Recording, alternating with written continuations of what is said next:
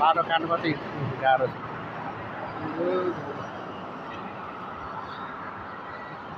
यस्तो छ आजको मौसम होइन। मलेसियाको जोरबारुको बातुपाडमा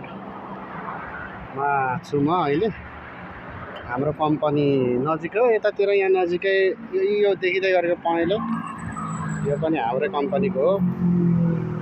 धेरै ठुलो उता होस्टेल देखिरहेको छ त्यो पहेँलो, यतापट्टि पुरानो कम्पनी, यो चिम्नीहरू भएको यतापट्टि पुरानो कम्पनी ठुलो एरियामा छ। उता पर उतातिर पनि छ कम्पनीबाट नजिकै। यहाँनिर नयाँ मार्केट खोलेको छ अनि आज यसो घुमघाम गर्न आएको। साथीहरू यहाँ पर आउँदैछ, आमामा कहाँ छोडेर यिनीहरूलाई थाहा थिएन क्या। यहाँनिर पर आइरहेछ साथीहरू। एकजना चाहिँ बाटो काटेछन्, दुईजना चाहिँ त्यो बारी छ। म चाहिँ यहीँ ल्याएँ होइन बाइक, मलाई चाहिँ थाहा थियो यहाँबाट नजिक हुन्छ भनेर म चाहिँ यहीँ ल्याएँ बाइक। मेरो बाइक यहाँनिर पार्किङ गरेको थियो। हरियो बाइक यो कारले छेलिरहेछ।